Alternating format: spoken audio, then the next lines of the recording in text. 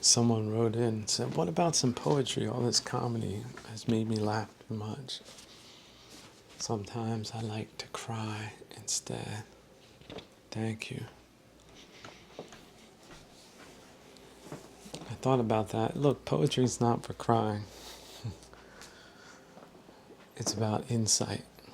Now, sometimes it makes people cry because it really gets inside. It lets them know what's really happening, what can really happen in this dimension. And let's not forget that this dimension has a lot of different facets to it. Some are shinier than others, some a little bit darker. And because of my practice, I refrain from going too dark because I don't really see the point in suffering.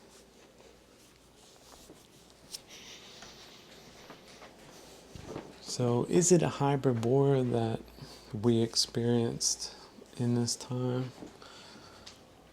Or was it just this devilish realm where it was like being gassed with a poisonous gas and they told us it wasn't a gas and we didn't die right away.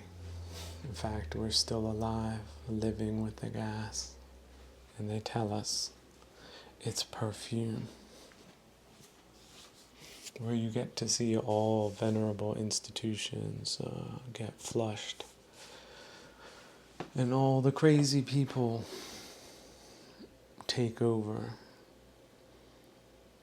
And all associations be dissolved.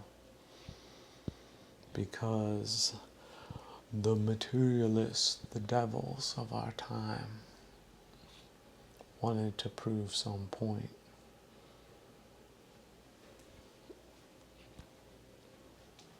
By destroying themselves and as many others as they could.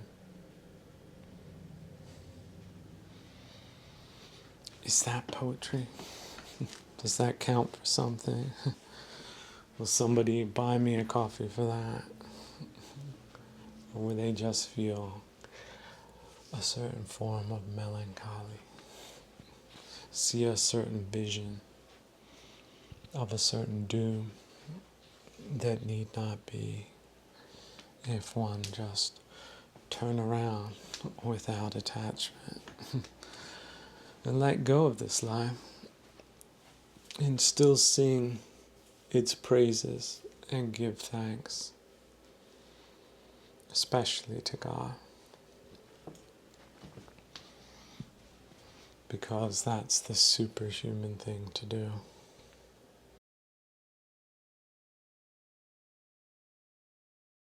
And it's not just about doing it because it is that, it's about being that. And not singing its praises before you get there. But once you get there, why not sing its praises? Yes. Everything can burn down. Everything can get destroyed. Every expectation can be trashed. And it still doesn't matter in the end if you free yourselves from those attachments.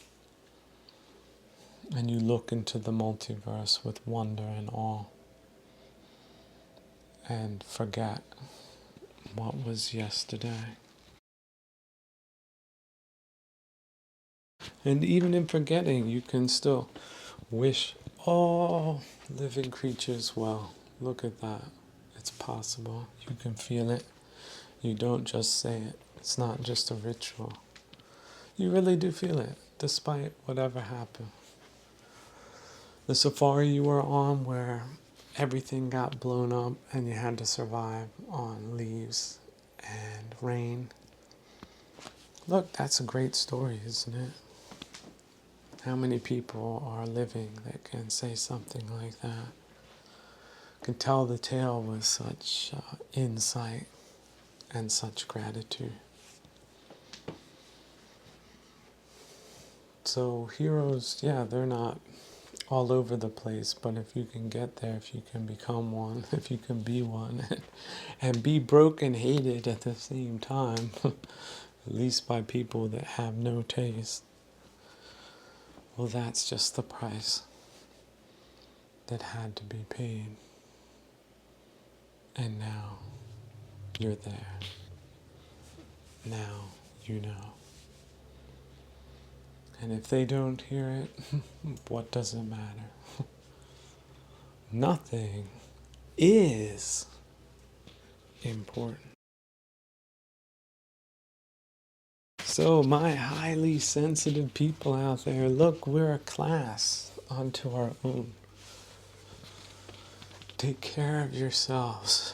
Self-care with no self being the first principle of self-care.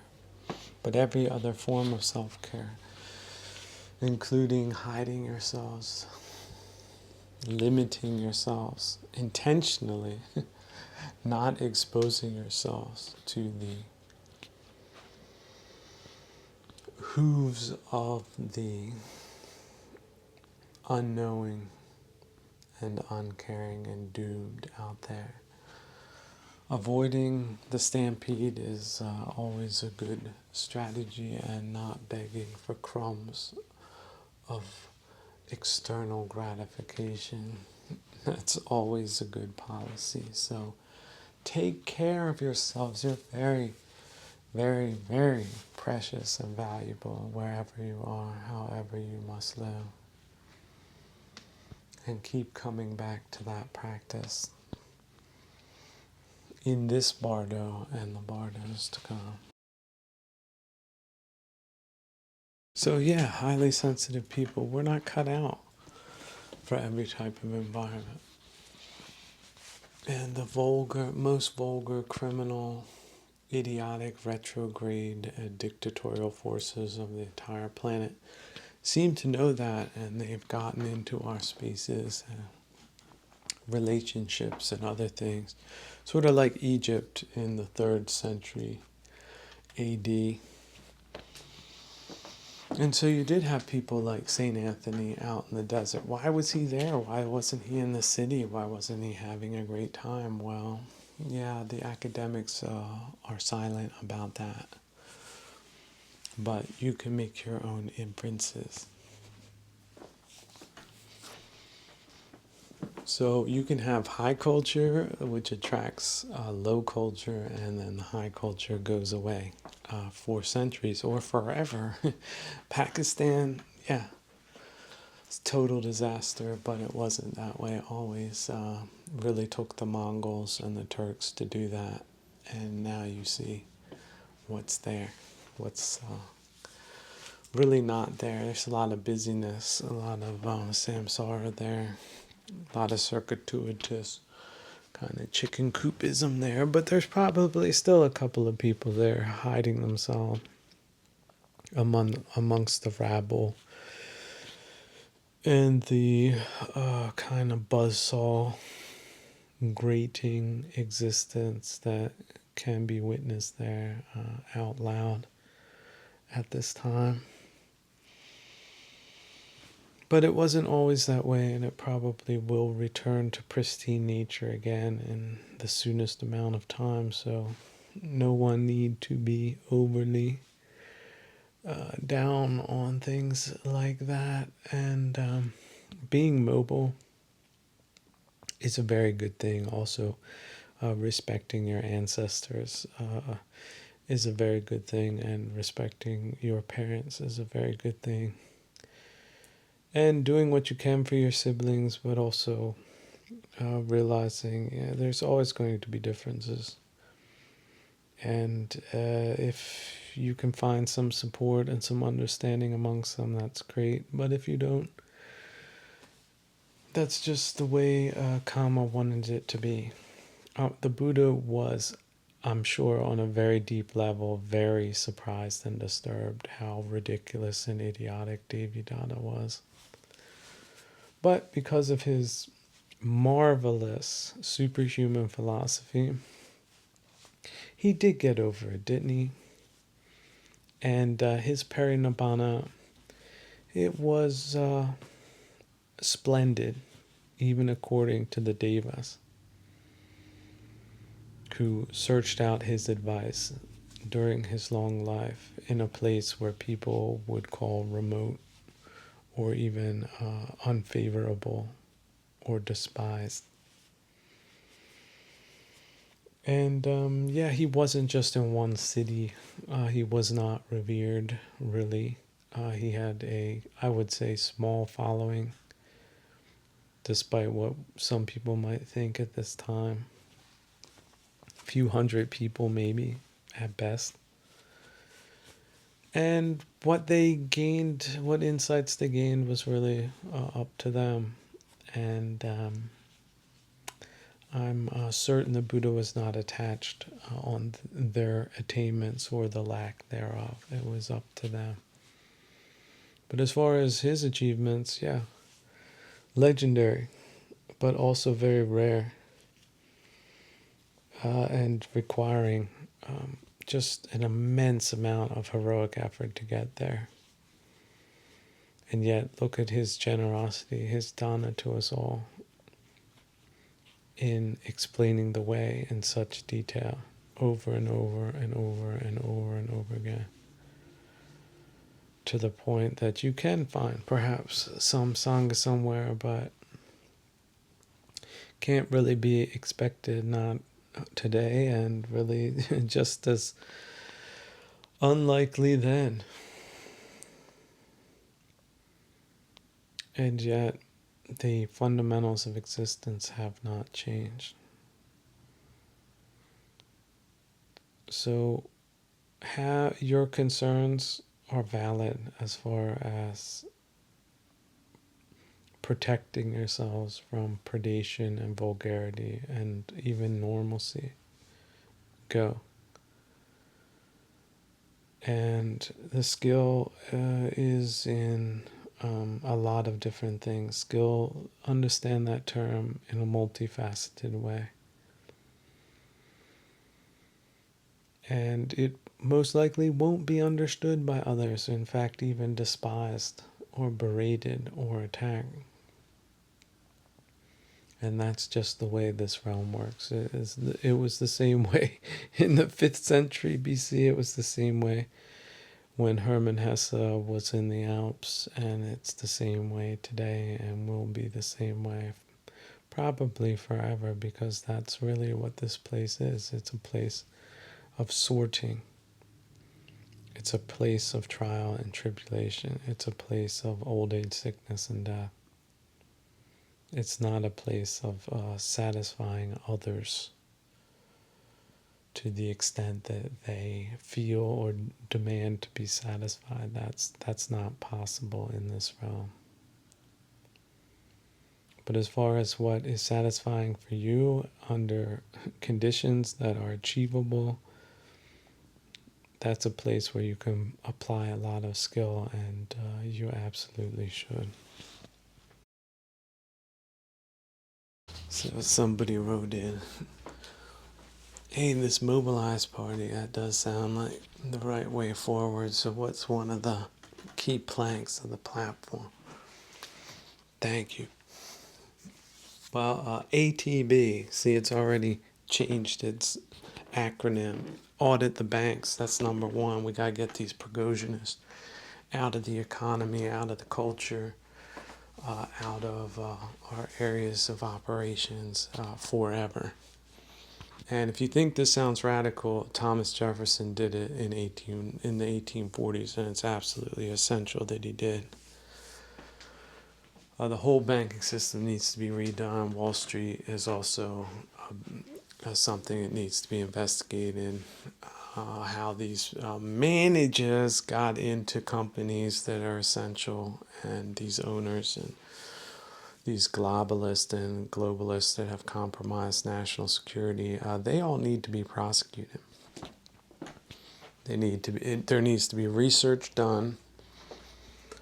They need to be identified, and they need to be removed, and they need to be replaced with people that can do real things in a real way with real people that we will define going back pre-1919, before the International decided to confuse things as far as social cohesion or national cohesion are concerned.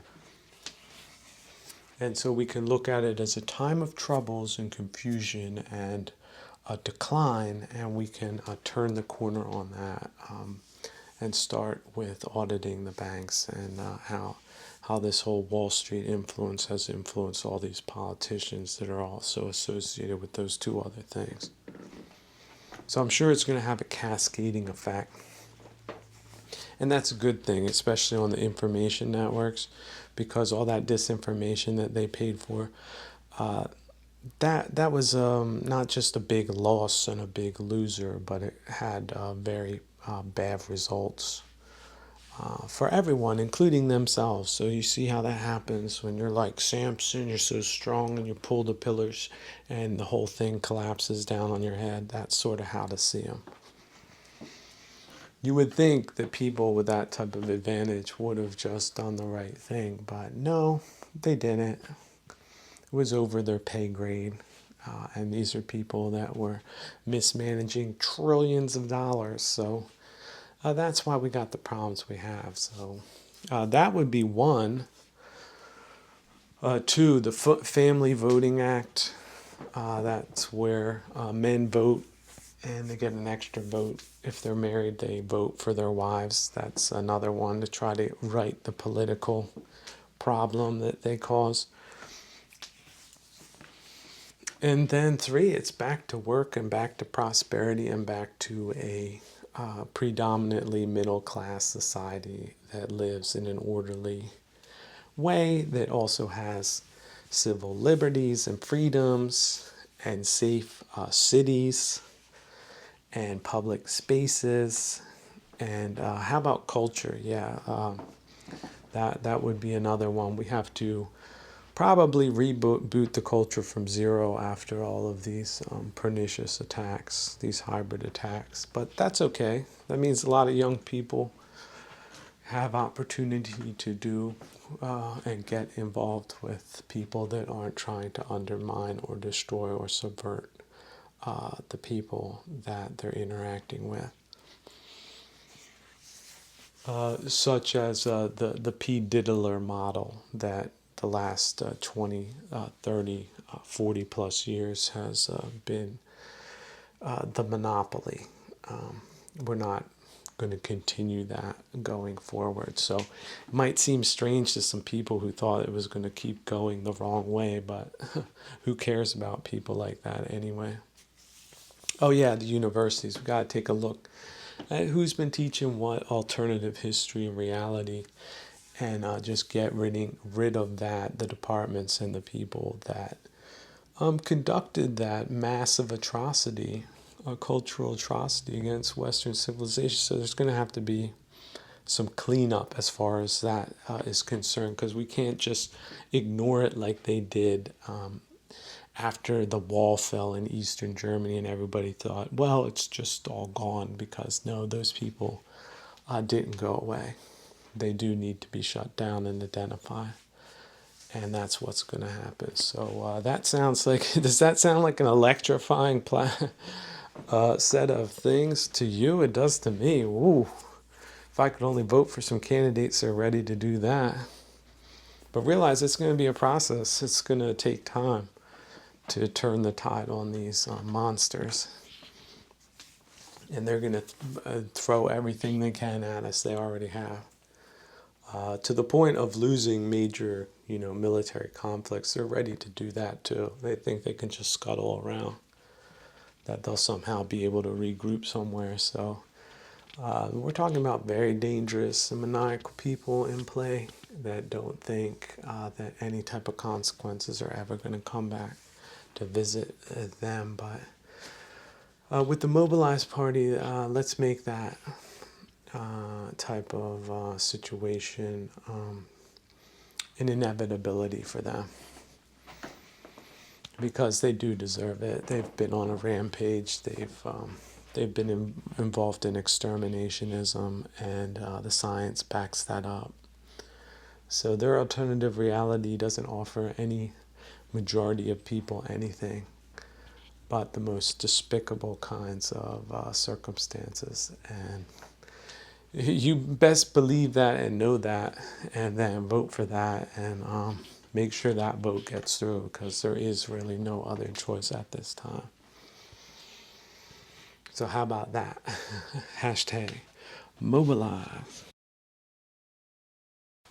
I've mentioned it many times, but one of the greatest tricks of Mara is to present to your mind perfect conditions, and then to let you create an attachment to that, and then experience the suffering of the differential of the reality versus the imagined thing.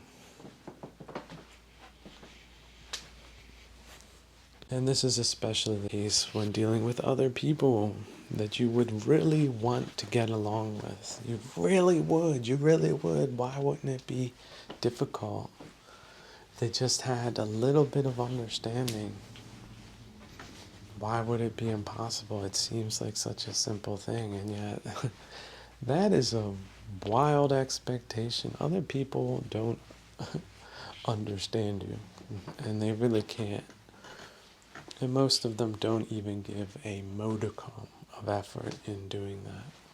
You would think it, you would expect it, but they don't. So you could get very, very angry and agitated about that, or you could just see that whole process starting and stop it before it begins by admitting your own foolishness in the matter. Or perhaps not your foolishness, but the foolishness of that perception, which you can attribute to Mara. There you go. Blame Mara. Whenever you have one of those expectations that aren't going your way, don't blame yourself. Blame Mara. Why not? Blame the devil. You can do that. I think it's an endearing way of placing the responsibility on the responsible party and not on yourself. See, self. We have a big time blaming kind of society, and that translates into self-blame more often than it should. And self-blame isn't helpful at all, especially when it's involving not being able to meet unreasonable expectations. Either expectations you think you are your own but might be societal in a time of hybrid war, or at any other time. And then the inanity of meeting expectations, or perhaps over meeting them, and then what? You're expecting somebody to clap for you? That's doomed to failure, friend. If it happens, just cherish the utter absurdity of that moment.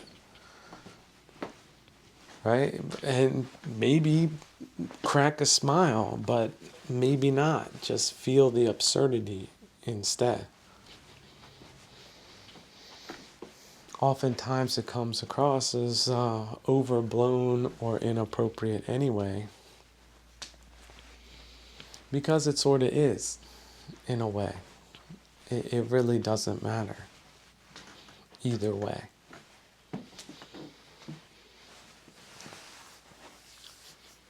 And yet we make these matters matter over and over and over again with our unskillfulness, like a hammer smashing our finger with it.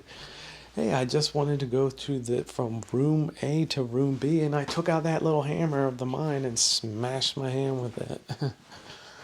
There it is, the suffering, just like that. A couple of attachments, a couple of expectations, and it's off to the races again. What glues it together? Perhaps the conceit of now knowing what's happening, whereas other people do this ignorantly.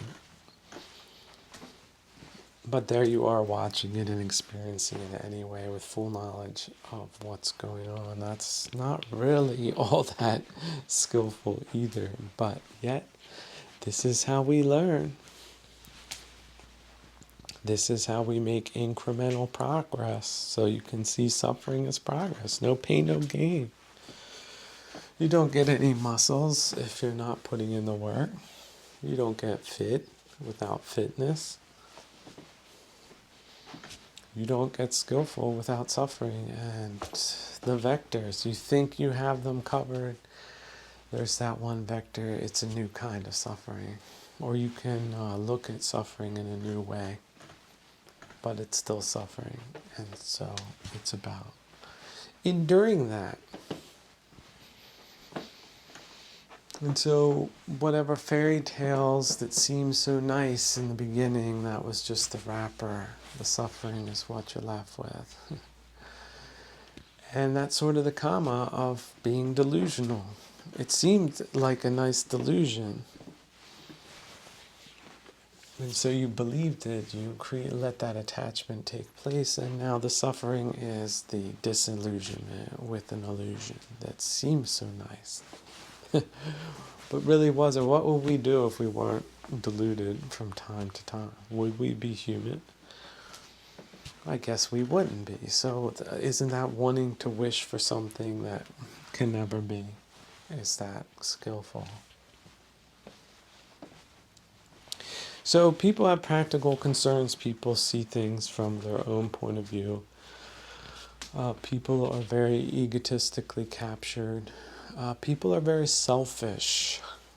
People are very normal, common, and vulgar. Yes, that's what it means. All those weeds in an uncultivated space, it's not very nice, but it's very normal. And people are very normal. Normal people make the norm, and normal isn't all that special, is it? So why should we be surprised by that again and again and again? Which is why I do believe certain practitioners do prefer solitary practice, because there's that basic conflict and that basic incongruency between normal humanity and supernormal practice. But yeah, interacting with normal, common, vulgar humanity, you don't always get through those weeds without burrs and scrapes and scratches and dust and wood chips and, oh, is that poison ivy? I guess now you're going to have to wash those clothes, and even then, will the soap get it all out? Going to have to take special care, and so on and so forth. So I would like to encourage the practitioners out there that are having a rough time of it, that yeah, it's not all butterflies and flowers. It really isn't. A lot of it is just the dirty, dark soil of human interaction. And yeah, karma, that's a reality. So if you got mixed up with unskillful people, you got into relationships, there's a causality to that, and there's skillful ways of extricating yourself and not so skillful ways, but there's never really a clean way.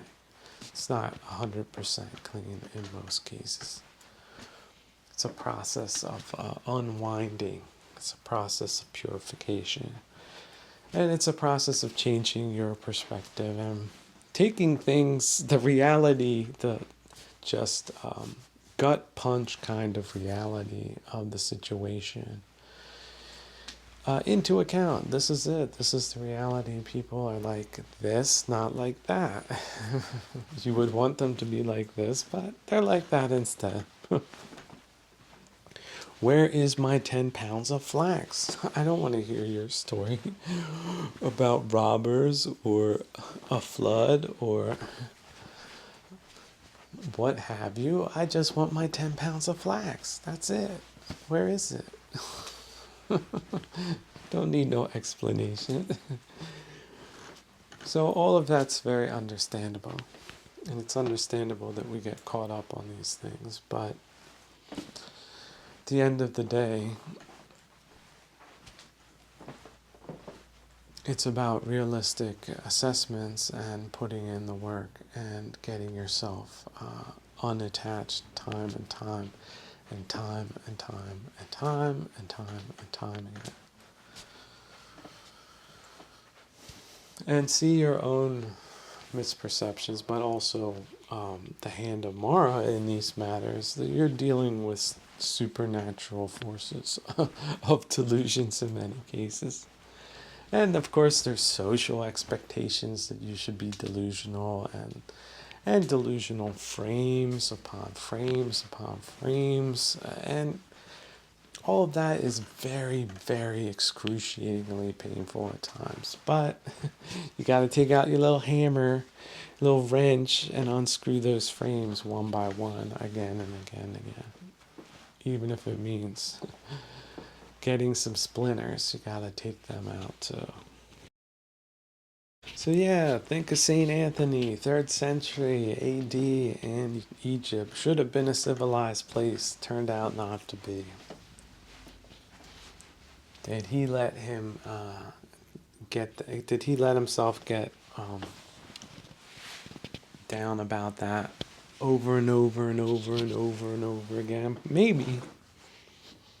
But he got himself back up, and he lived a meaningful life, even if it was just as a solitary person, because, people are dying all the time. All those people doing all those important things with all the important gadgetry and massive overblown opinions of themselves. There could be an earthquake in the next 10 minutes, and then where are they again? What about a tsunami? Like they say in the Mediterranean, there's shells up on mountains. Like that whole myth of the flood, they say it does have a real basis. So what happens when one of those things happen? And then you wanted to make some delivery somewhere or talk to someone, and they don't pick up the phone, and the city's not there, and it's time to start over. Are you ready for that one? Because that is a variable in this dimension as well. So you're going to get caught up on outcomes when you got those types of variables in play. Well, you're going to break your head, friend. So if you find yourself doing it, let that go. Take a deep breath. Find just a little grain of gratitude that you can cultivate within yourself if things aren't terribly, terribly bad. And if they are terribly bad and you're still alive and you're recovering, or even if you're moving into the next bardo, be grateful for that. Try to find a few good things and not the things that are infuriating or common and vulgar. Because even if you just start talking about society, you're already in the weeds. You're already in vulgarity. You're already talking about an average of people. It's unescapable. Can't escape it. You're in it. So you can try to raise the benchmark of the people you're dealing with, but that's not always successful. But as far as your mind goes, doing a dusting every once in a while, or every minute, every second, that can be helpful, especially when there's a lot of dust blowing around. But maybe it isn't. Maybe you're trying to dust too much. Maybe you need to find a different alternative strategy that is less difficult. And then when the conditions change, you can come and then sweep it out. Okay. But finding that silence within, that's the beginning of listening to the language of heaven. So quieting the heart, making the heart calm. That is a practice that always rewards itself. And is not dependent on other people that you might have high expectations of, and just do not deliver like consistently. Like you thought basic humanity, whatever your assumptions were, it's not there. Basic goodwill, basic responsibility. What you think is basic is probably super normal. Okay. And the subnormalcy is out there as well. So what? You're gonna let that throw you for a loop? How's that super normal? It isn't. So you get covered with mud. It's just time to go into the process of washing it off again and not seeing it as yours or self or any other thing. There's so many moving parts in this universe. We don't get what we want. Okay? That's a spoiler alert. But once you know that, then if you find yourself wanting something that might be impossible, like understanding from other common vulgar people or appreciation or anything like that, just get yourself doing it and stop doing it. That's it. You nip it in the bud. There's no more suffering. That's the immediate way of accomplishing the goal. So someone wrote in and asked, "Can you say a few more words about the economy? Last description you made was pretty hilarious." Thank you. Well, what could the economy to be described of as under Prigozhinus? Well, you're over leveraged and there's no opportunity to make enough honest income to be even remotely independent. So you're either working yourself for something you'll never be able to pay off, like the rent, under conditions that continually deteriorate. In that, yeah, you can't really keep good workers under those conditions. So it's like fresh infusions of incompetent, more up against it slaves. And that's just a further aggravating factor culturally or spiritually. And so you sort of wonder about what is the purpose of it all. And you just, ask that question like 1,000 times a day, and there's no answer really coming back that is meaningful. And so I guess at some point you just can't continue doing that, and then you're bankrupted and starved to death on the streets, or find some type of poison pill that you can buy for $1 to put yourself out of your misery. So yeah, that's I don't know if that sounds good enough to be in my comedy routine. I don't know how many laughs that would get. It's all about the delivery that really matters, like delivery, timing, punchline, that type of thing. Um, I think it could be possible to turn that into comedy, but living that way, yes, I'm sure, Monday after Monday, it can get you down after some point. But there are apparently other ways of living. So if you can get out and do that, if you were young enough and dumb enough to get into the system until you finally made that, until that light bulb moment went off and you're not overly leveraged or committed, then you might be able to do something with a nest egg in a different way. But a lot of people, I do believe, are stuck in that way of living, and it's pretty terrible. I mean, on the scale, I guess you could call it some form of economic terrorism. But God bless the people that don't really notice, or if they have somewhat of a cushy job where they just have to be someplace and do some inane things for a certain amount of time per day. But if not, yeah, it's rough out there.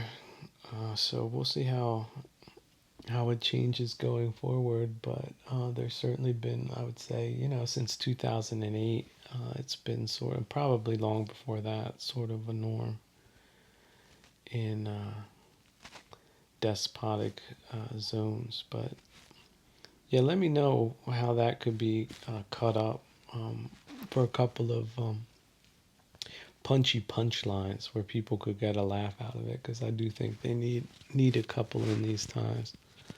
Not necessarily an accurate description of how it feels to be in a despotic system. Someone wrote in and was like, oh, I get all this practice stuff, but could you give us an update on the hybrid war and the recent uh, socio-political and economic atrocities that have happened in the last couple of days? Thank you.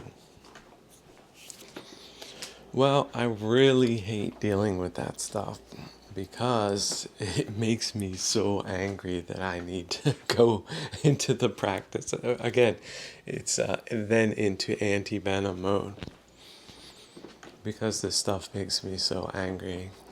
But on the other hand, I feel like I can contribute at least some insight into these things because in a hybrid war, you're dealing with foreign state actors and their stooges and lickspittles presenting themselves as concerned people and bleeding hearts and big understanders for the stupidest, most idiotic, most destructive policies on the planet. So it's really just too much to take. And it's also fun to watch other hostile foreign powers and their own publications, like Hindustan Times cover an American situation which is interfering in the American political situation. Then you got this Vivek guy, a rhino faker, and a ANO that is sort of buddy buddy with Vance, who's also sort of a questionable figure coming from the rhino contingent. But apparently it was a Republican mayor, a rhino mayor in Springfield, Ohio, that allowed something like 48,000 or 16,000 Haitians to just be flown in to lay waste to a Midwestern town. But of course, no, they're not doing that. They're very important for the economy, they say. Yeah, for how long? Is that what they said when they flew them into Haiti in the first place? Is that what the French said when they boated them in? Oh, we need them for the economy. And what does it look like now? Haiti? Anybody know? They have some fake stories circulating about how civilized that. Do they fly into a couple of little restaurants and show people eating Haitian food, which isn't really on the table over there? Not in a public space, because they come in and steal it or set the place on fire. It's run by gangs, okay? It doesn't have a functioning government. And some people would say it's due to the unruly nature of the people there. So yeah, you're going to bring them in, inject 16,000 of those into a Midwestern town. And my heart goes out to these people in the Midwest. These plantationist mofos, so-called capitalists or whatever, have driven these people into the ground. They work them to death out there. And then all the taxes they pay, they decide to use that to fly in some Haitians. So whatever companies are employing those people, they should be shut down. The management needs to be changed. The ownership needs to be changed. And of course, anybody who was involved in that policy should be booked on a cultural as a war criminal, hybrid war criminal. There you go, hybrid war criminal, HWC. Oh, Biden administration, they got it covered. That was a real smart plan. But bring in immigrants, to places that destroy communities with them. But then turn on the leftoid disinformation machine. Oh, these people are racist all of a sudden. They're racist. They're terrible people. They don't like non-compatible cultures being shipped in, and then of course the minders come in. Oh, of course they're compatible. All people must get together and love one another and sing and blah, and anybody against that's a hater. These are body snatcher eggplant people. Another disturbing poids, really, a lot of them. They had this. There was a fake Hindustan Times puff piece on the situation, which delineates this tactic that they use, this disinformational tactic. India, by the way, is a hostile foreign government and culture, hostile to the West. Has been since Gandhi, a big faker that they used to snow people in the West with. So be on the lookout for Indian charlatans. I mean, Vivek's one.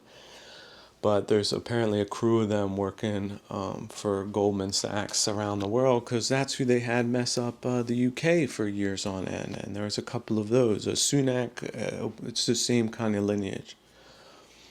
Anti-Western, big into plantationism, cozy with the financial, the condom class, luxury class, because they got those in India too. They're international, like Taylor Swift. They love her too.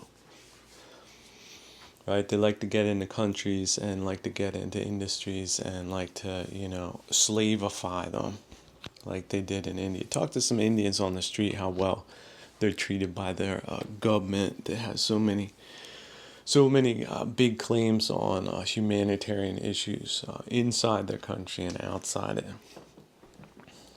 They've also created mass destruction in Canada. Trudeau is a cultural war criminal, a hybrid war criminal, a political operator in disguise. Not so in disguise. I mean, you have to judge these people on the basis of what they do. If you do something like they did in Springfield, Ohio, you're dealing with a crime. It hasn't been formulated yet and put into a bill, but I would say there's no statute of limitations on people that have committed crimes like that. Or we're engaging in disinformational activities, presenting it like the people there that these people have been more or less jamming up since they got there. They're the problem for complaining about it. Type of disinformationalist, because they used the same tactic, used it in Ireland too recently. Oh, there was disinformation because somebody said they were eating the cats. So technically that wasn't true, but it was true somewhere else. And then people applied it to Springfield, where, surprise, 16,000 Haitians show up for no social reason. But apparently there's economic ones. But how can there be economic reasons that aren't social reasons? So the outrage there is real. There has been a crime, a hybrid crime committed, and it's being blown out of proportion, misrepresented, and then repackaged as a bleeding heart story of these evil people in the Midwest that just hate everybody because they just can't put up with this like they should. Like these hateful, maniacal forces think they should, because they have some type of global domination plans that don't include nice little intact Midwestern communities, apparently. So they're coming from both sides, all sides. The disinformation on this was really off the charts. They thought they could pull this one off, like, oh, look how terrible the Trump campaign is because this became an issue. He mentioned this. What a terrible person, right? But that's blowing up in their face because this is really getting old and annoying. But again, people like Vance, like I said, you should throw him out anyway. He's questionable. His dealings on issues are sort of questionable. Like I said, he's sort of a big headed white version of Suella Braverman. If anybody watched that nut job in the UK as a Tory party person. She was always misrepresenting conservative positions, but seemed to be taking the lead on them. So this Vivek is doing the same thing. It's the same method. And it's an Indian. Oh, surprise. But no, he's in America. You can't notice he's a damn Indian. I mean, India's an entire continent with 1 billion people. But no, apparently they can be anywhere. And they're just as American as you are, they say. Because there's weird ideologists that think that. But anyway, they had the typical corny TV montage where they go into a restaurant and they show people eating Cajun food and saying how wonderful that is, and isn't it a shame that people don't like it. Oh, and they had poids people, political operators in disguise, bust in from Arkansas. What? Saying we're here to defend these darkies from anybody that's gonna try to push them out. And we're here to stay. We're with you. We're with you. What? These people are scary.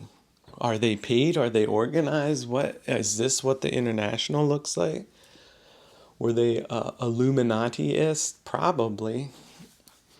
But space cadeted on all the issues, but very moral and very ready to scream if somebody comes with a normal viewpoint.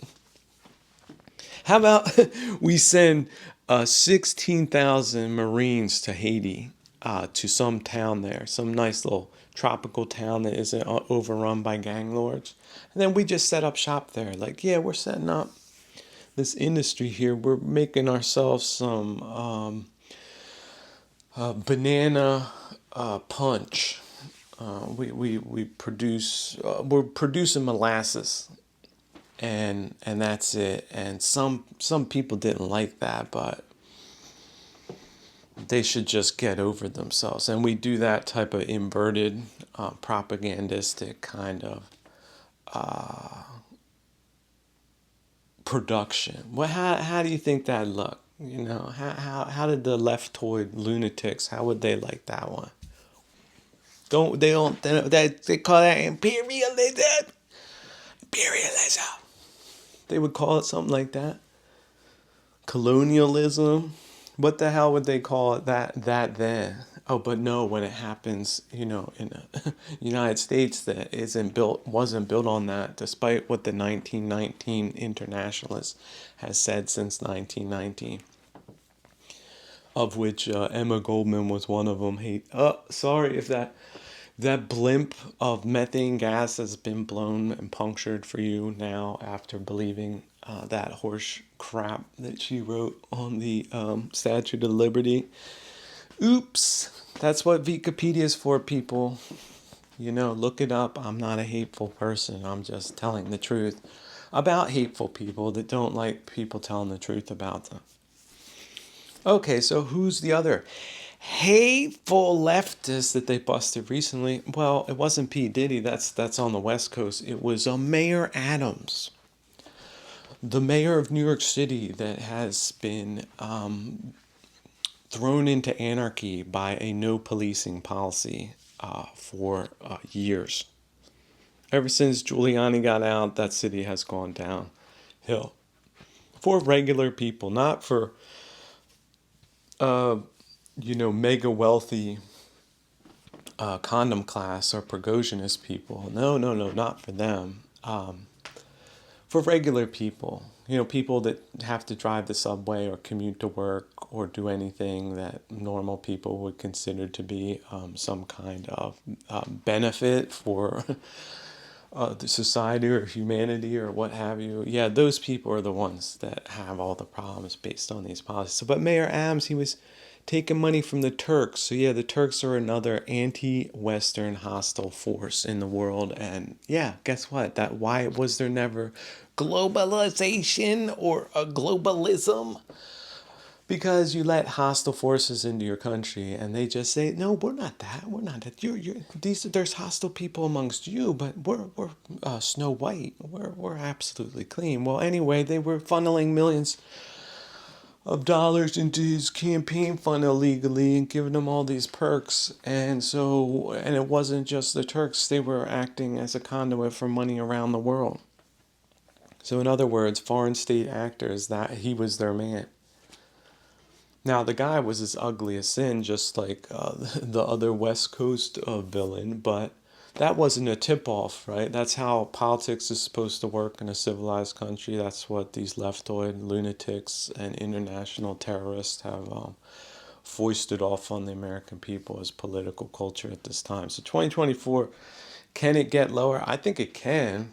The city could burn down, or there could be some type of nuclear explosion or conventional explosion like happened in the Beirut, or what, they got fertilizer off the west coast of England right now, ammonium nitrate or something. They got so many tons of it. The Russians said the ship broke down, so, but it could blow with the force of two conventional nuclear weapons. So they're just saying that maybe the UK shouldn't make the right decisions as far as stopping a Sino-Soviet invasion, full-on military campaign in Europe, things like that. So I'm just saying, I don't know, but it certainly seems to be within the realm of possibility that that city could experience some major, more disturbances, not just political sabotage and the people doing it and then telling us we're the bad guys the whole time. Because that, again, would be disinformation. Would that be Tokyo Rose-like level? Is that too far back for millennials to understand how things go down in war, and that if they can get people... See, Tokyo Rose... Now, see, I don't want to mention really that now because it's inappropriate. The Japanese are on our side. But she was talking in English as if with a polished accent. So it sounded like an American. So it's the same strategy, placing poids to pretend Americans with their psychological warfare and political warfare boilerplate. And then, yeah, attack anybody against their internationalist, globalist, exterminationist, socio-political, economic policies. So, and what's different between 1942 and today? Well, they got massive penetration into institutions and places that they didn't have when the Second World War ended. But since then, that's all they've been doing. You've been working, you've been paying the bills, and they've been increasing your the property rates, right? Your taxes and your mortgages and your energy bills. They've been doing that to you, siphoning that off globally. And then also penetrating the institutions with their flipped ideological cadre. Their march to the institutions, universities. Have someone. Why can't I be at a university and be a paid speaker like Obama or something like that? Get $250K. Well, no, that's too hateful. What does that mean? That means the university's captured by radical leftists, essentially poids and cultural war criminals. That's what it means. Does that sound bad? Well, it is bad. And when we turn the corner, we will go back, and there will be crimes that will be ascertained. And the people who committed them, they will be brought to justice. But see, they don't want that to happen. In their version of justice, no. You see, the Westerners are eternally guilty, according to their memory war propagandists. And so anything that is done to destroy them or attack them or undermine them is perfectly justified. They feel it in their bones, and they have a lot of sadists and maniacs on their side doing it too. So if you got even halfway calm by it, okay, guess what? Take a shower, right? Wash the gunk off and start a new day.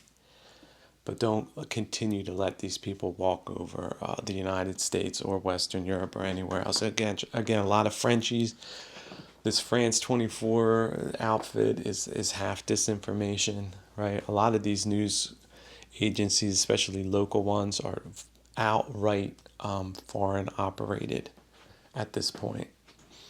And the Springfield, Ohio controversy really does prove it. Because, see, they like to beat the band about that. See, it's really stupid emotionalism. Oh, look, they got it wrong. And now all these people created this hateful environment. And look, they're the bad guys. See? But that's an inversion of reality. A real news agency would be like, oh my God, how did this happen? Who's responsible for it? And how did they be brought to justice? And how did these programs get shut down? And how did these people get sent back? And why aren't these people being sent back faster? Something like that. That's what a legitimate news agency would be doing. But look at their editorial approach, and then look at the faces feeding you that editorial approach, and then ask yourself, is that what an American looks like? Is that how an American acts like? Or are these just anos and rhinos, or some other kind of terrorist in disguise? So these crimes are very real. The disinformation is very real. The hybrid war is very real. The only thing that isn't real about it is people realizing how real it is at this point. And it has all different types of factors. The economic side is part of it.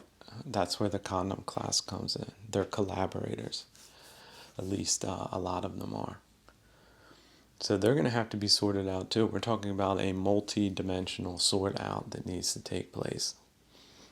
But the political side, look, Trump's a catalyst. He's showing who are the real bad guys at this point. But he's got bad guys. Those rhinos are bad guys too. So they're always trying to up the complexity of the game. They're always trying to find something to snow the suckers with. Like in Tokyo Rose, that's the other thing. Every day she had a broadcast. She was always covering the issues from her point of view. So just imagine if they had expanded that idea, that would expand that concept into the domestic market. And essentially that's what you're looking at. You have competing teams of disinformationalists presenting themselves as Americans at this time. And again, on paper they might be, but their brains are swimming in piss, essentially. And as the P. Diddler and Epstein kind of method show, they get people drugged up and on camera, and then they blackmail and extort them. So anybody that have been to any of those parties, they're not really reliable, are they? Could they be blackmailable, do you think? Especially if they really pride themselves on being public figures. So how many of those are out there? That were even have had where there's photos of them at those parties? That means they're not credible, okay? Not reliable. And Justin Bieber, he's the one I feel most sorry for. I mean, that's just terrible what they did to him, but this is what these people are. These people are terrible. They're cultural war criminals, and they're hybrid war criminals. That's what they are. So take this stuff a little bit more seriously if you haven't been taking it seriously up until now, because this is not going away. And it's not based on us. We don't want war. We're peaceful people. But the other parties have decided that we're fair game. And they want to expand their franchises, and they have. And this is how they're doing it. So wake up, people. This is Paul Revere time. If again there's any silly Sally condition, oh no, this is too much, this is too much, this is too radical or something. Look, Paul Revere, that's nothing, man. This happens all the time. If you bought into the propaganda, we're the best, nothing could ever do this could never happen to us, and what have you, that's just gunking you up. That's keeping you chained. That's keeping you stupid. These things happen all the time. These hateful groups and peoples. This is the thing that they've been thinking about essentially since the end of World War II, and they haven't stopped at all. And if you bought into the we're invincible kind of narratives, you're just like walking around taking a piss in no man's land, essentially, and telling people they should do the same things. Well, they got you in they're watching you with their binoculars, and they're just deciding when to pull the trigger, essentially, if you're that stupid. They might not do it yet, but that doesn't mean they couldn't. So take cover, take evasive action, stop taking these people at face value, and start mobilizing, because they are not slowing down, they are speeding it up. And these types of just outrageous things of shipping people into otherwise pristine places. But again, pristine, they were mismanaged in a way. You could talk to the people, watch the town halls. These people are just being taxed to death, okay? And getting nothing in return except exterminationist programs that they're passing off or trying to pass off as some type of humanitarianism. Okay, yeah, sure. And then you got these cranks pushing that narrative. These people are war operators. That's just the way it is. And nobody wanted it, but they did. And that's what they're doing. So what would be the proper response to that? I'd say stop taking the piss. That's number one. And what you do is number 2 and 3. That's up to you. And again, it always helps to flip. Like, some people might be like, oh, you're being too hard on this feedback guy. But just imagine the reverse. I always say, imagine the reverse. There's some American exec working for Johnson and Johnson or something, and he's up there getting in all the Indian types of issues and saying, yeah, you should vote for me as president of the country because this is the Indian idea that anyone from anywhere via Emma Goldman's BS narrative can come to this continent of India and become elected the next Modi Bodhi. Can you imagine that? How Indians would react to that? Well, why aren't Americans reacting that way? Or, oh, maybe they are, but then they're calling those people evil.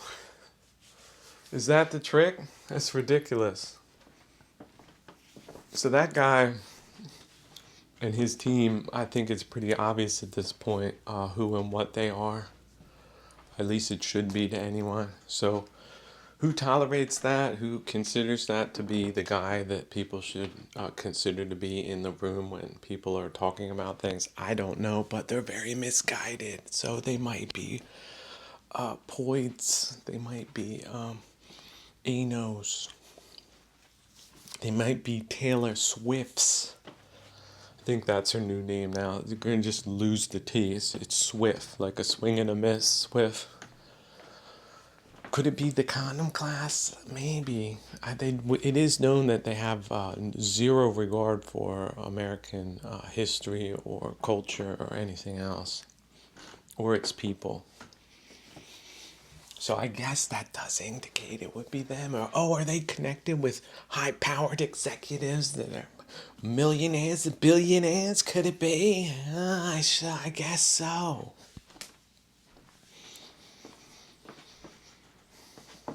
So yeah, that's a complete farce, and is doomed to go nowhere good. But we'll see how far they can go, because again, we're talking about shameless operators, aren't we? But these shameless operators still active in the UK. Oh yeah, Mayor of London, Sadist Khan. He's still mayor. Oh yeah, just like Adams, the NYC mayor. He's still mayor for now. He's got everything covered. His people everywhere. All the money, all tax revenues going to his kinds of people that he imports on the same type of model that the Haitian one is built on. So don't underestimate these things. These things, even if they go on for 5 years, 10 years, my God, The damage is unbelievable. It's incalculable. So the response needs to be a little bit more, let's say, cynical, a little bit more robust than just, again, saying, oh, yeah, sure, send this pissmaker to places and let's entertain that, because they like to usurp the counter position, to be the front man of a counter position, because that's a sabotage strategy. Not really go along with that, tolerate that, consider that to be standard operating procedure kind of thing. It was, again, Suella Braverman, she's the one to watch, because her administration was so terrible and ridiculous. But she was the front woman against the boats that they never stopped. And then when the Tories got thrown out, like utterly decimated, like the Republicans would be, or will be if Vivekian types of people take over, they were having a conference after that, like how can they reestablish credibility with the public, and she was right up there giving the first speech. You would think, like, well, the people that lost the election are not credible at all, shouldn't be the ones leading that type of conference, but there she was. Some very important people decided she was the best voice for the reestablishment of credibility of the Tory party, but who would they be again? Who knows? Not politically credible people. I guess it was the condom class. Like, oh, by the way, Prince Harry, yeah, he was in the freak offs, the freak off marathon. That's probably where this Meghan Markle came from. Probably got all the videos too. So I'm sure the royal family can watch that this Christmas. Like, I don't know, the marathon, 2 week kind of freak off footage that they got now. But yeah, I'm sure all the causes that he's backing now aren't nefarious at all. So let's have a moment of silence for a poor old dummies around the world. It's not just him. I mean, it's a tragedy. It really is. It's a travesty too. I imagine just like Sammy Davis Jr. Like Sammy Davis Jr. said something like, "Hey, I don't feel that good. I don't want to have to come out for this or that." They said, "Oh, yes, you are." That's like the type of relationship you fall into when you become an extorted entity. So that's what you're looking at whenever he pops up somewhere. But it also came out that her staff, like, she's a complete psycho too. So that's the other thing. When immoral people, this is the thing, when I keep bringing it back to religion. Immorality messes up your personality, and then it becomes a cascading effect. So that's why morality is really important. Morality is practical, people. It's not supposed to be pedantic. It's not supposed to be moralizing. It's supposed to be practical ways of behaving that keeps you from sliding down into a cascading kind of situation where you treat other people like crap. And I also think they probably have some form of PTSD. If you have all those horrible things done to you, you don't forget it. I'm sure it messes with your mind. And then they start spiraling into drugs, and that doesn't really work all that well, does it?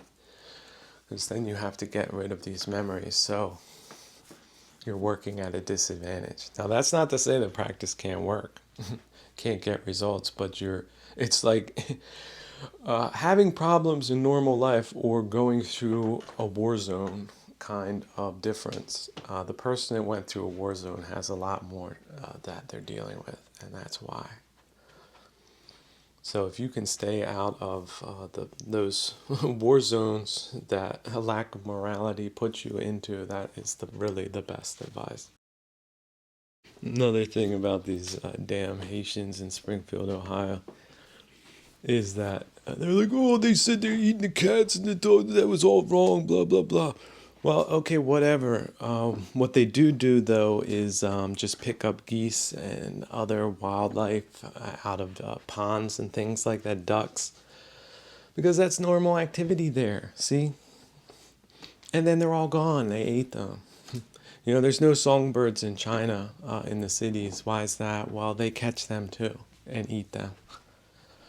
Oh, terrible. But see, cultural differences. But that's why there's different countries. And there's this country where you can have wildlife. And there's this country that has none. Because there's different cultural norms and traditions. See, problem solved. What happens? What's the problem? When you mix them. Oh, the other thing is, well, yeah, that's not a big deal if they were even eating cats and dogs. Okay, buddy, whatever. What was the statistic they forgot?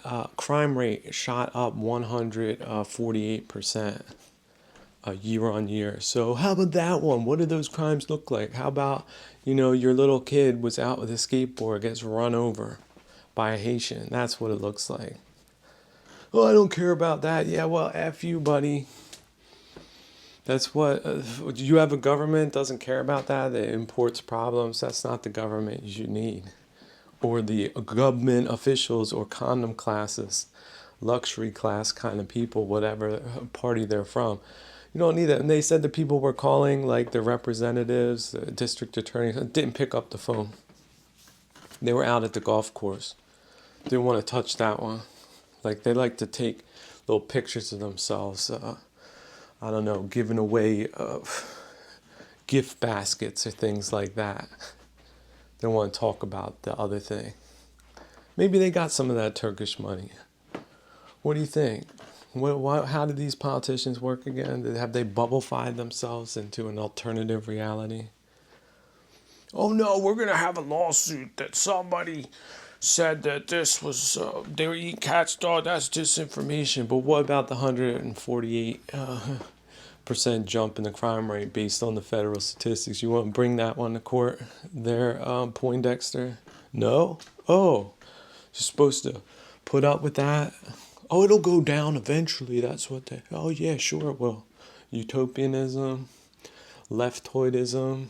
That's what hybrid war looks like, with a political and informational component. Springfield, Ohio, 2024. Thank you very much. See that coffee link? Send me a coffee. Okay, but what do we do, Ohioans? Well, yeah, vote them all out. Every single last one of them. And anybody that shilled for them. And how about starting some lawsuits, counter lawsuits for disinformation against these news networks that have maligned the good name of the people in Springfield by misrepresenting the facts that there's some type of... I wouldn't do it on the hate charge because that's too messy. They really excel in that.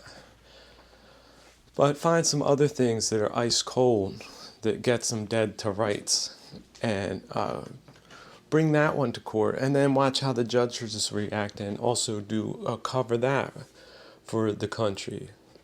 Because if they're able to get away with it there, then I guess they're going to do it everywhere else. These globalists and their lick spittles. So keep their feet to the fire. These people are a total disgrace, and they absolutely deserve to be exposed. But do realize they don't like that. They don't want that to happen. So you're going to have to make it happen. And keep an eye on people pretending to be on your side but aren't type people, because that's how they work too.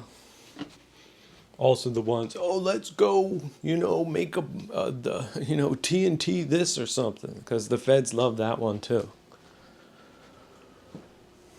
But just telling the truth and staying consistent and voting these people out and getting organized and vetting candidates more, that's how you keep them out too. They had a whole bunch of dumb people that they snowed that didn't they? But now it's a new day. So you have to organize, you have to be on the lookout for fakers, and you have to be looking out for agitators. And it's just, this is what hybrid war is about. This is what happens when you have multiple failures on a socio-economic and political level. But look, this is where we're at. The ship's sinking. Oh, Jesus. Somebody hit the alarm bell. Ding, ding, ding. This is what's happening. This is what they're doing. Ding, ding, ding, ding. Yeah, we'll figure it out eventually. But this is what it looks like right now. Quick comment on a few runic significances. We start with Vihu, which is also the Freak Freya and Freyr mystery, or combined with that. It's like, if you look at it, it's like Isa receiving divine light, cosmic light, but it's very passive. If you compare that to Ansu, see, it's a reflecting light, which is more of the, let's say, masculine active consciousness of using divine insight. But it's a reflection, whereas Vihu is more direct, which is why it's the first rune. Then we have two runes, Urus and Thurisas, which more have to do with vital energies. But if we go from Ansus to Reidho, Reidho is Dhamma. And there you see a more ordered geometric kind of situation. It's also connected with the wagon,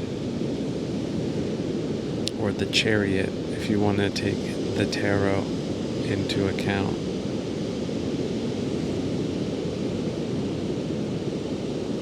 And that's what you sort of need to get through hostile environments and remain distinct, and to act in a way that is in accordance with divine principles. And it's a process of refinement and direction, but it's also connected to the wheel and geometry and other things that can get us through blasted situations. If you have a compass, you can find your way out of the jungle. That is the power of Reidho. Then we progress to Kinas, right? The torch, the fire. So if you can solve those other mysteries, you can get to Kinas. So I see it as progressive. But let's also not forget that Reidho has Vunyo in it, the joy, the direction of joy.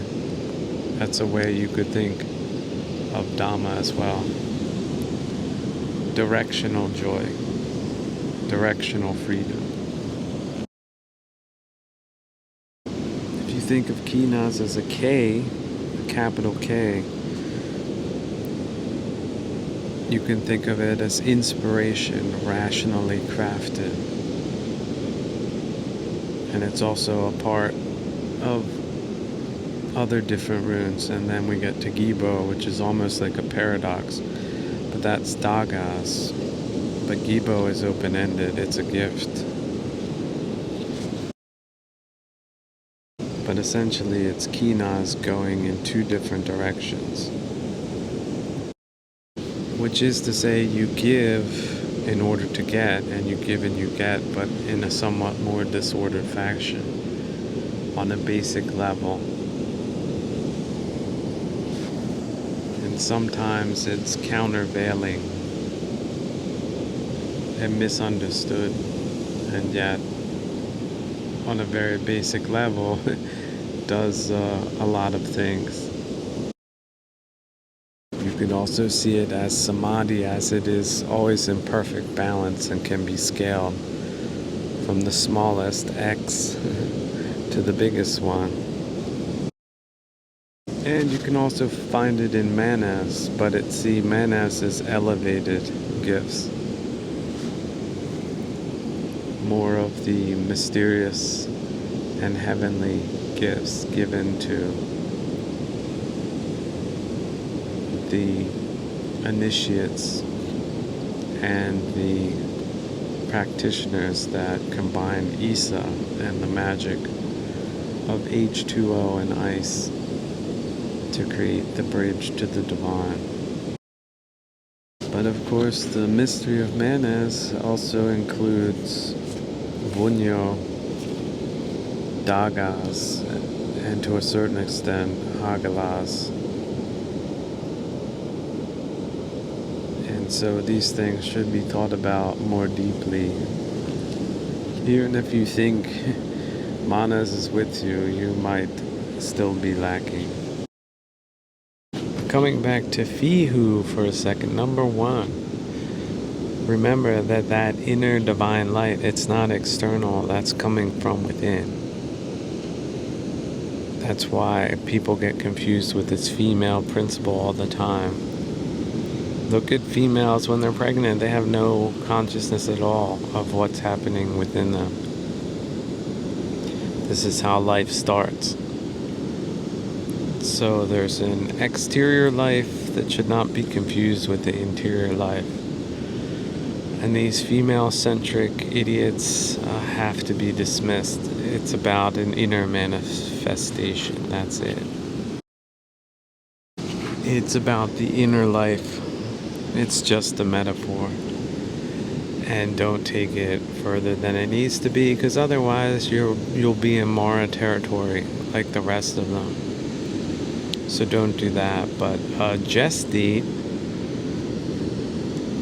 that inner light, and then you'll begin the process that starts with 1 and ends with 23 or 24 and starts over again and again and again. Isn't that a weird paradox? I guess so. And remember, no door that is locked can be unlocked with Naldas, Dagas, and Kinas. Coming back to the individualization process or individuation process. That's how Jung put it.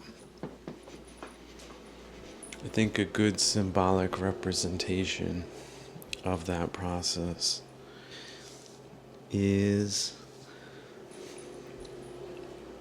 the tower in Tarot 26, or you can see it as Gibo, Radho, and Isa.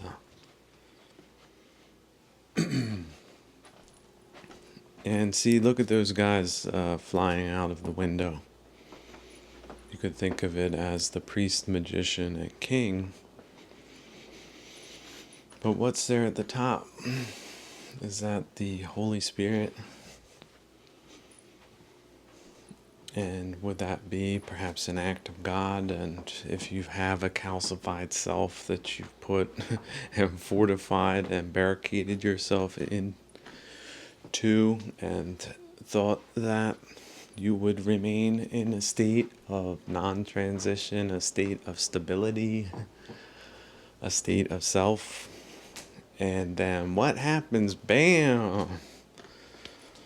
Now I see a bunch of kinas in those angles. And there's a lot of fire, and look, it's time to start over. How many times has that happened in your life? Not very much. Well, you might be a young person. Older people know these things can happen, and what is the right thing to do? The right thing to do is to embrace it. Embrace the change. Embrace the destruction. Just think of a big old city. Lots of people build a lot of things. It's like a calcified barnacle colony. How well does it really work? Probably not very well. So who cares if it gets blown up? What do you have to do? You gotta start over. And maybe you don't have to rebuild a big tower like that on that peak. You might just want to relocate. You might want to downsize. You might want to simplify. And you might not want to judge yourself. See that king that's flying out of the tower? Like, oh no. Well, he might make the wrong decision to judge himself to be too harshly for positioning himself on that peak and barricading himself in.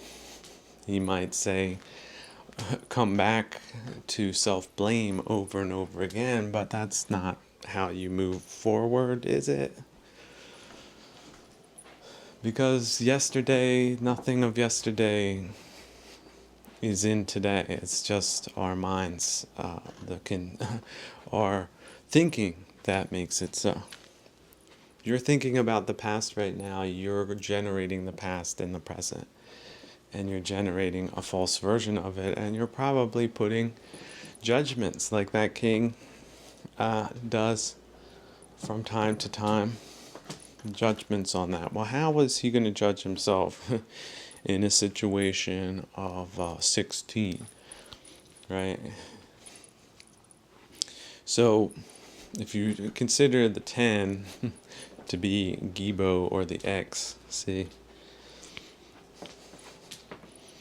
it's a gift, okay, but it requires Radho, which means practice, Dhamma, insight,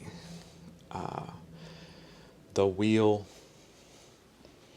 to roll yourself out of it, to roll with the punches, out of the punches, and to roll to someplace else. You have to roll through life.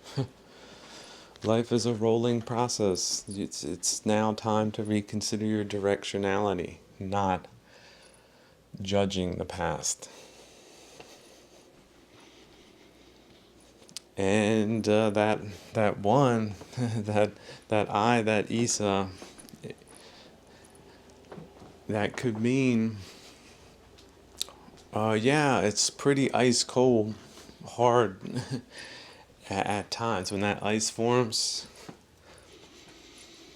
Or you might be riding around that chariot on thin ice and then you break through. You thought that it was solid ice, it wasn't, so now you gotta pull yourself out. And it might be one of those things like you're skating around on thin ice during the day, but then you're crashing through, and then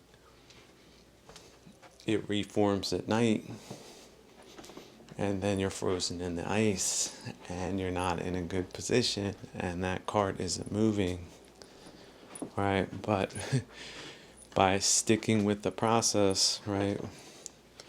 Radho is central in those 3 digits at the top.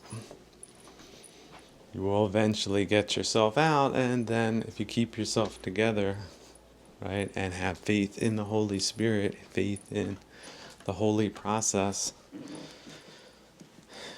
then that big crown will be more attainable because it's on the ground, right? And you can take it with you because you do take it with you because it's not a thing. It's internal transformation. And we don't take anything with us out of this life, but we can take a better practice with us. And so, is it challenging to be thrown out of a tower after a lightning bolt blows it up? And you've got to start over at less than 0? Yeah, it is. It is. Especially if you put a lot of time in that tower. Just think of all the stone that had to be carried up to that pinnacle that was most likely chosen for a reason. And then brick by brick or stone by stone built up.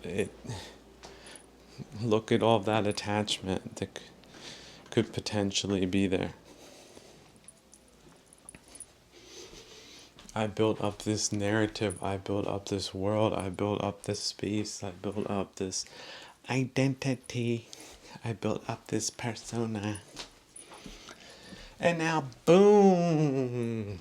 Look at that. Life throws you a lightning bolt, but it's a divine lightning bolt. Look at all of those golden leaves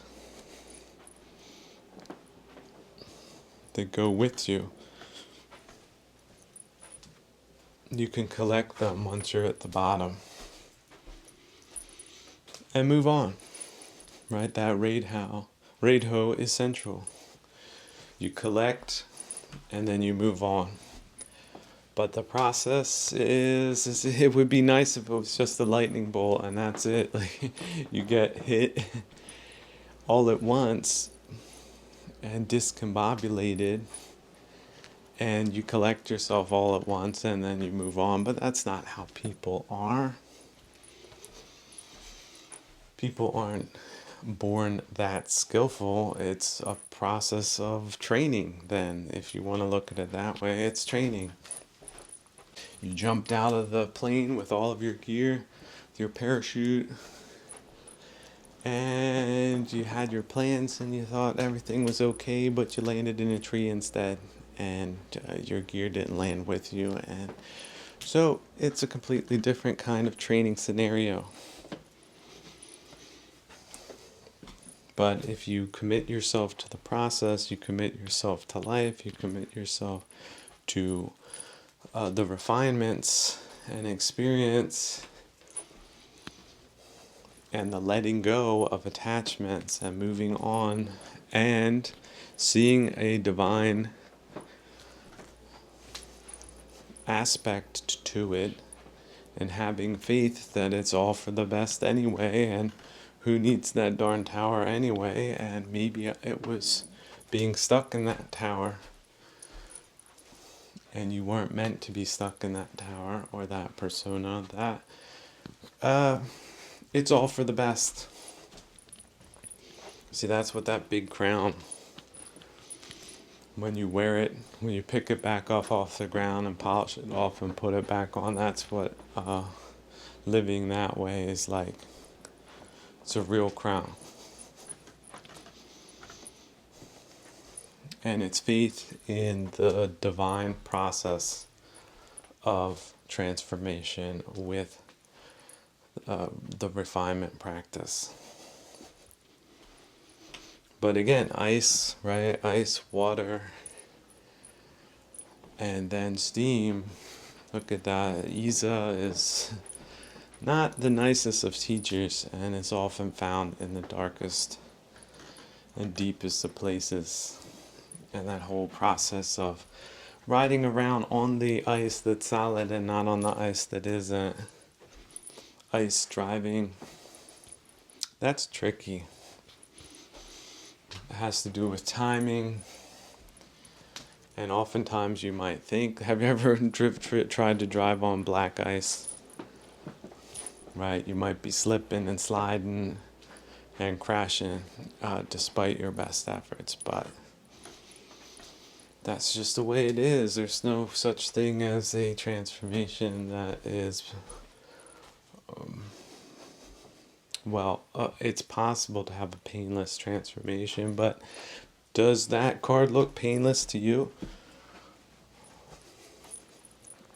But how much of the pain is physical and how much is it psychological, spiritual? How much does it have to do with attachments? How much does it have to do with the calcification of conceit? How much does it have to do with judgments?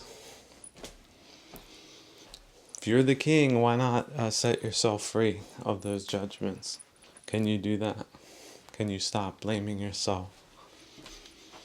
Or are you going to keep judging yourself? And by judging yourself, condemning yourself?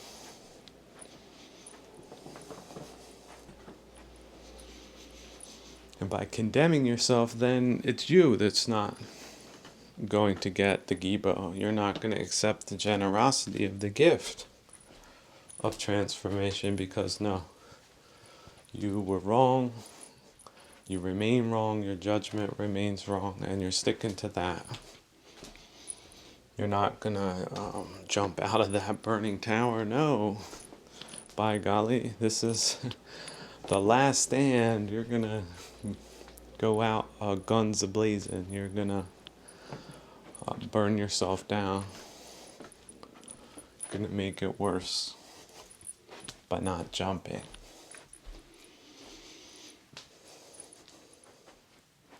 And yeah, I like how it has the priest, magician, and the king. So again, priest, magician is conceded. In many cases, that's the tower of the priest, magician, whereas harsh judgments is the tower of the king.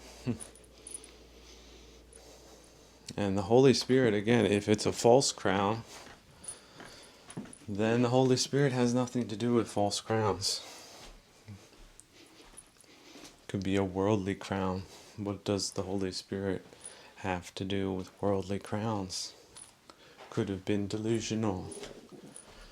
But losing a delusion, is that good or bad, do you think? Well, it feels bad, but ultimately it's good.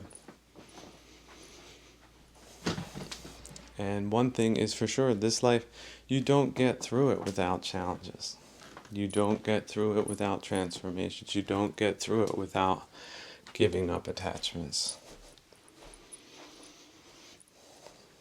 And that's what that card is all about. So you have that card shows up. If it's not happening, it could happen. It might be happening internally, it might be happening externally, it might be happening in both dimensions, in multi-dimensions. And those wheels, that 5, they might be stuck.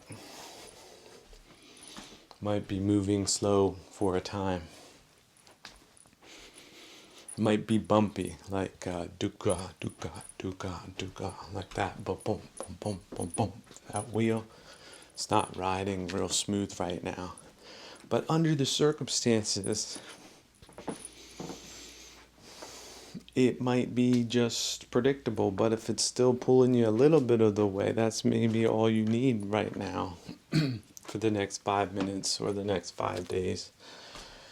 Or perhaps even the next 5 years. Until you finally say, all right, stop.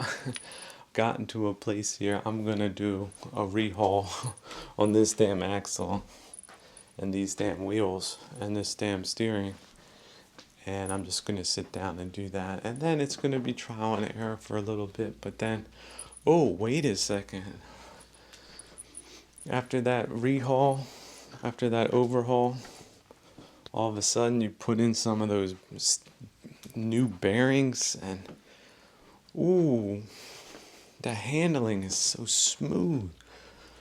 There's no duka, duka, duka in the cart anymore. Oh, it's frictionless. And you might just be riding around in your mind. You don't have to ride around back and forth. You're not a commuter. You're free to drive here and there, but maybe you just keep it there for when you need it, and if you don't, it's perfectly okay to be there. But where you go with your mind, you go to the good places. And if you're in a place where it's a little bit bumpy, then you endure that. You always have micro austerities that you can use to counterbalance any kind of internal agitation associated with attachments. And attachments, let's think about it. Attachments are like some type of bushes. So the conscious mind will cut what it thinks the attachment, but it's just cutting what it can consciously cut. But those roots are still there. And the roots are in the subconscious. The roots are on the, you could even say, daemonic level, the sub-processing level, the computer kind of analogy level. But maybe it goes deeper than that. Maybe it's a karmic kind of root. And those take time to fade. Those take time to uproot. See, by cutting it consciously or suppressing it, We think we've done the job, but no, they're still there. They're just invisible. But the agitation isn't really invisible. The dissatisfaction is sort of palpable still. But we've taken care of the problem, we think. But no, we really haven't. It takes a while for those roots to fade. And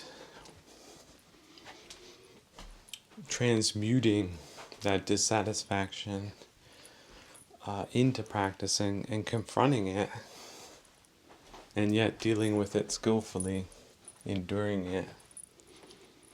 That's how we get out of the tower and its vicinity, its gravitational pull. Then if you combine that with the Seven of Swords, what do you get out of it? Well, you get that Roman numeral 5 and the 2, which would be Reidho and Urus. You get higher skills, you get better skills, you get a multitudinous skills of the spiritual kind that you can use to cut through this and cut through that, and later on you're just collecting the skills. And if that progresses to the Six of Swords, that might mean you have to move on. Look at it. You lost even one sword, right? What was it? The Seven of Swords. Now you have the 6. You lost one, but look at that. You got 6. You got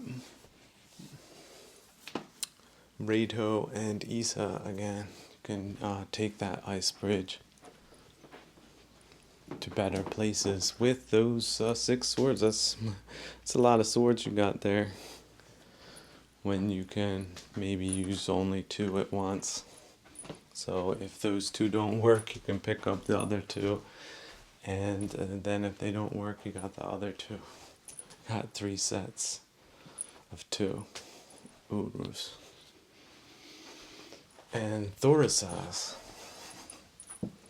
if you look at it that way, there's always different combinations of numbers and meanings. And then what do we have as a third card? Would it be the 8 of discs? So you've got that Roman numeral 5 and the 3, which would be dedicated practice. Just putting in the work and not looking for some type of reward.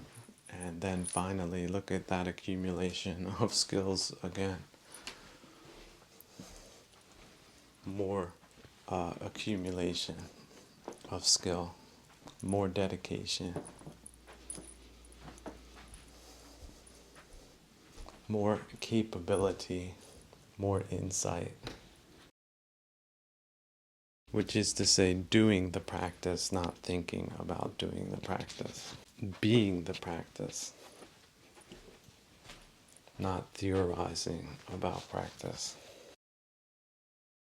And what does that mean? Well, the potentiality of the Ace of Discs, which is to say the upright direction, to make sure that you have the balance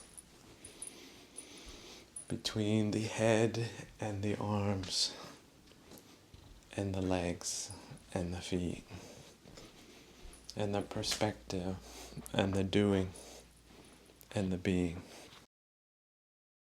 And don't be afraid about putting in the work and writing the compass, because the potentiality is a potential also for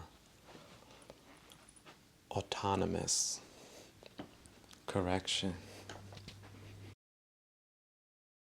And if the wheel of the weird appears in an upside down form, then look, it's the Reidho that is in ascendancy, not the judgment. And the Rado trumps fate, and yet it's a very somewhat discombobulating kind of thing, because now you have the optionality to go in the directions that are skillful, that you are released from certain causalities that you thought were impossible to change, but actually no, you have some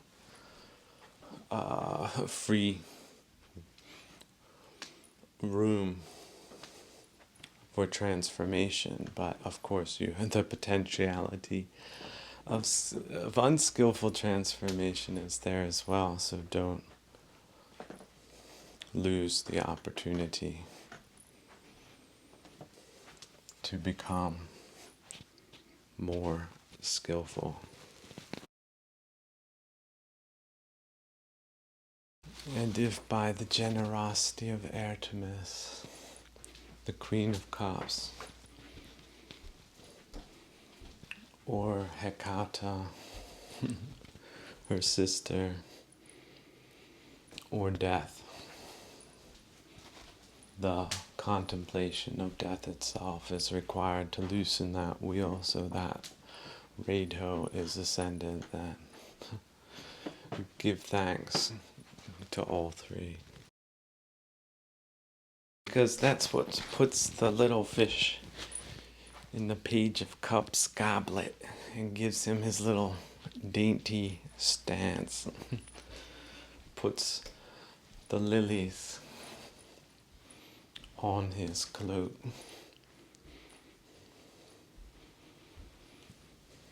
And he can drink and be amused with his own satisfaction.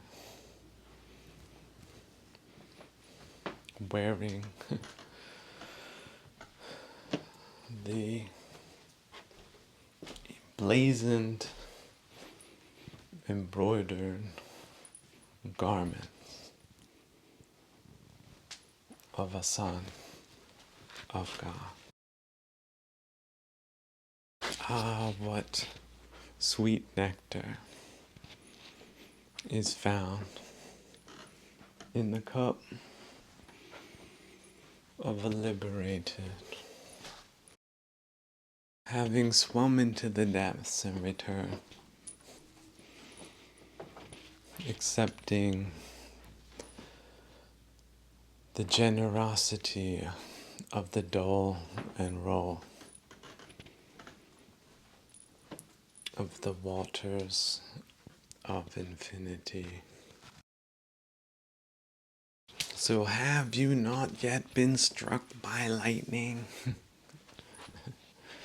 Well, if you do, it's not the worst thing that can happen. Now, as far as Americans trying to understand the disinformation landscape, look, every company is essentially a country or a kingdom. And if you have companies that have been captured by hostile foreign forces, culturally, geographically,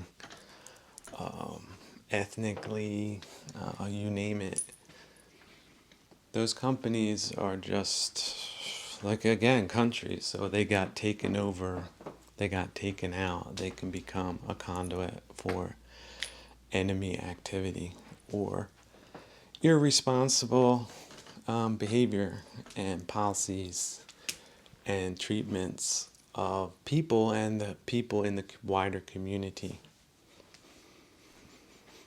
that don't belong to that community, for example, but they just beam themselves in via these financial mechanisms that should be shut down and also reviewed, but haven't been done that yet. So if you feel like you're being attacked from all sides, that's sort of how the enemies of Western civilization figured they were going to do it. And like I said, it's multi-party, every damn group outside of Western civilization wants a piece of it. because their countries are pretty crap and they have foreign departments. That's all they do. So it's foreign interference with a covert aspect or wrapper, with also collusionists or collaborators facilitating or having facilitated the process. So that's what you're looking at. You have a company.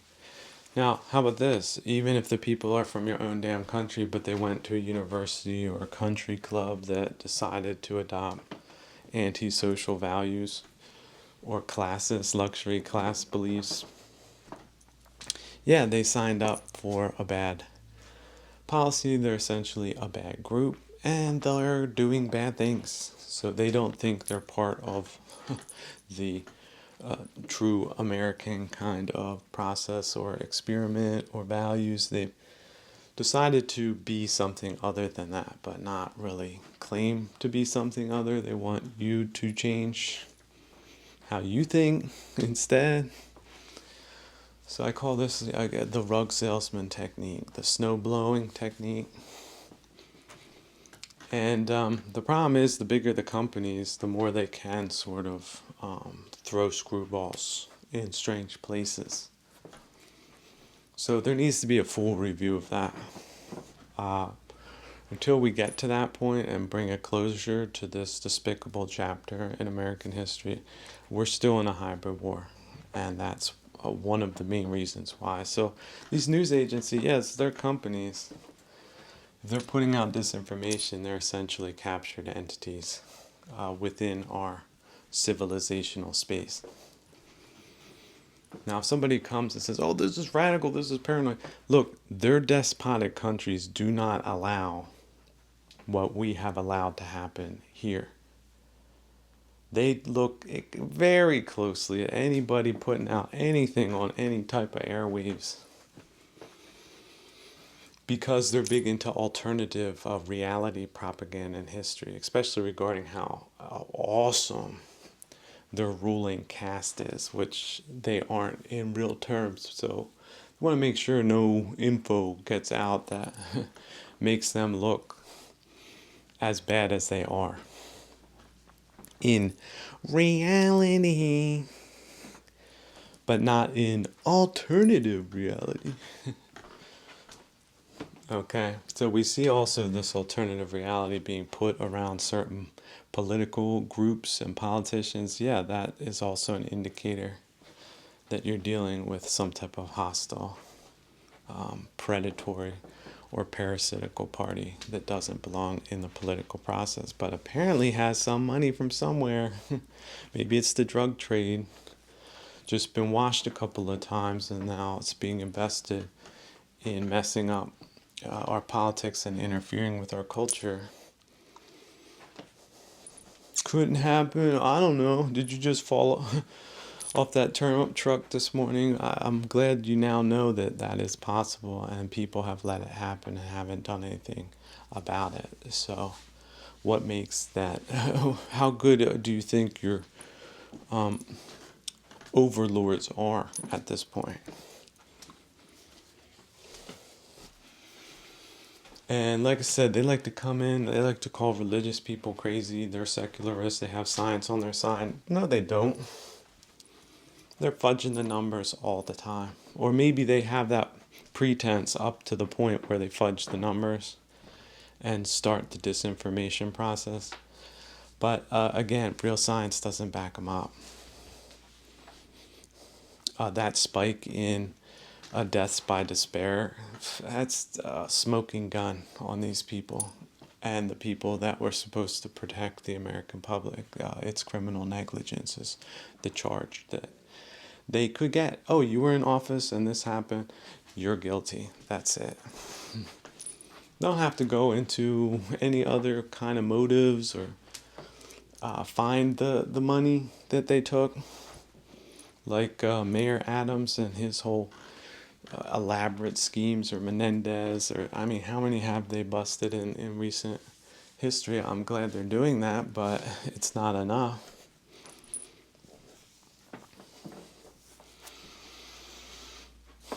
So that's how. So now give yourself some closure. It wasn't your own people that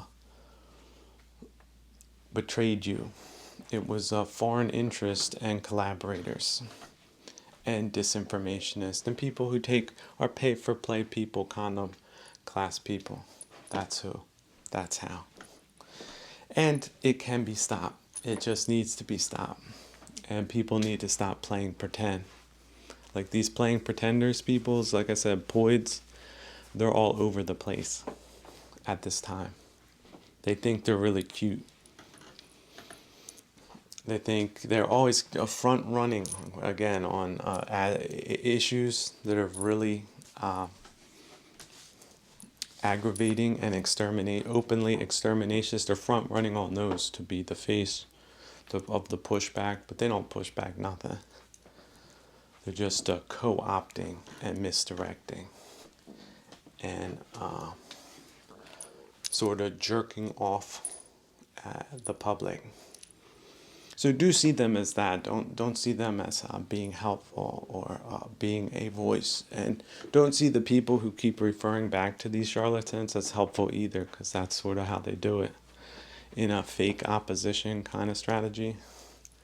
So if they look goony and they are loony, there's even a shred of anything that doesn't seem to add up. Guess what? They're most likely phony at this time of hybrid war, especially hybrid political war, which is a gigantic component of hybrid war, which means not being able to push back on these hybrid activities as one would if one was like Andrew Jackson or George Washington, for example.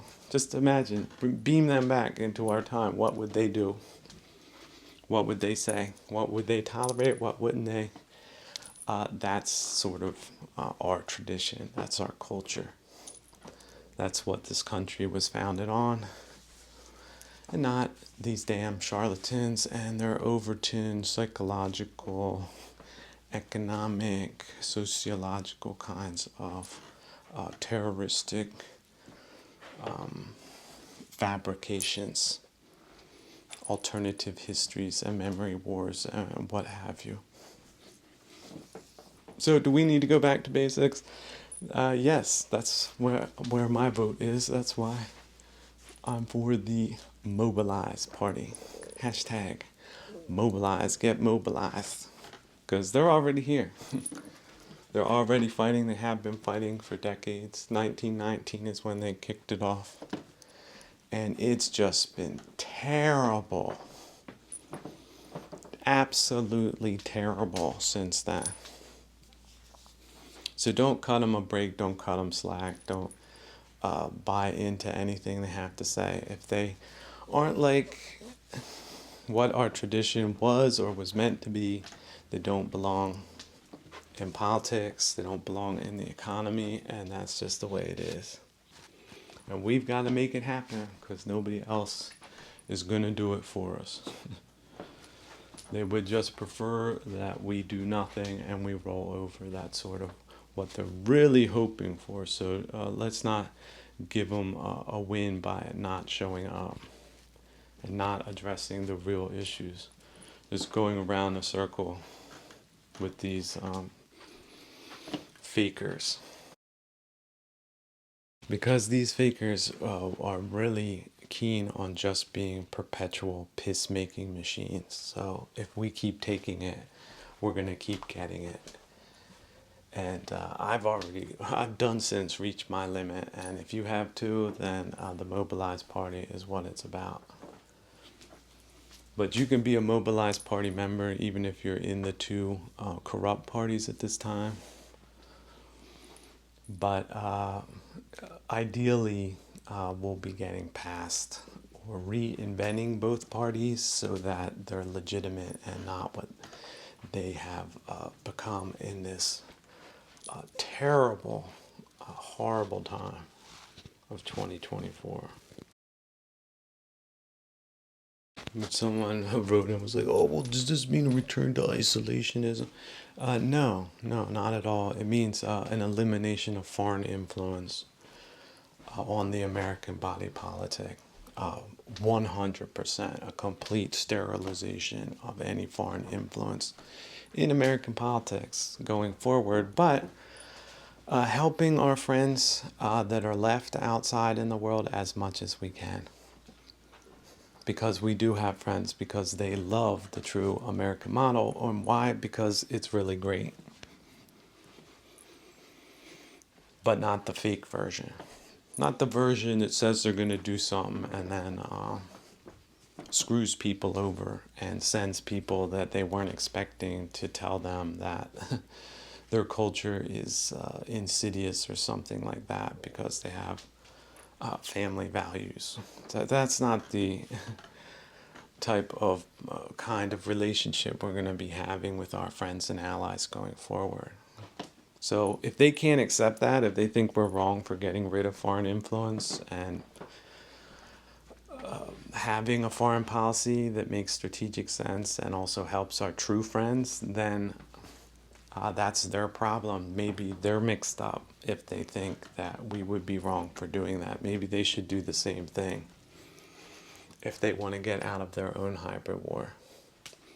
Because that's what a good friend would do for themselves and wouldn't need, Big Daddy Uncle Sam to come and save their asses. But I understand maybe some of them need their asses saved because of these forces, but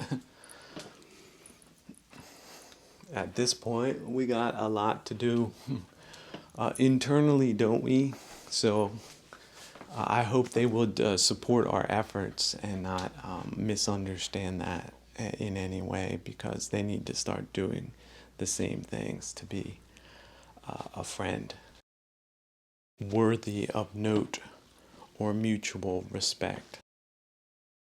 And as far as the damn so-called global south or traditional allies go, look, the world is constantly changing. If they've changed, we have to reassess them on the basis of that. If they have an anti-Western, anti-American kind of administration, it's terrible tragedy for the people of that country. But we got to recognize it, and we got to make appropriate decisions based on that. Okay, this is an unfriendly country. That's it. All right, they get this, and this, and not that, and that. And where are their people right now? They're running around here. Okay, maybe they just got to be here and do this, and we'll accept that, but we won't accept this kind of thing. Because, yeah, the Cold War has ended, the First, Second World War has ended, and a whole lot has changed, and not for the better. And we don't have time for people playing pretend and meddling in our internal affairs and pretending like that's some type of good thing when it has been terrible. So they don't want to hear that. Got people don't like to hear that. Well, that's the people we just got to deal with, because you need to see them that way and then treat them that way. Now, if they come around and say, "Oh, I've seen the light after 5 years of eating bananas or something," great. Then we can treat them differently if it's for real and not just a pretense. Because these people will lie in order. I know some people won't believe this. People who think they're politicians, like, I don't know why they got into politics, but they're surprised, like, oh, what? This country hates our guts? And their actions prove it, but we're giving them a favored trade status. Well, strange. What should we do? We don't know. Bob Menendez, yeah, that kind of person. These slugs and sluggards and hand-walking rejects. How about this? There needs to be a lot more scrutiny on these political actors, these poids. They mess up one time. Everybody in the country should know about it. Even if it's in a little place like Springfield, Ohio, everyone in the damn country should know about it, and they should fly out on their asses, every last one of them. Especially people, some type of government job there, they all get terminated.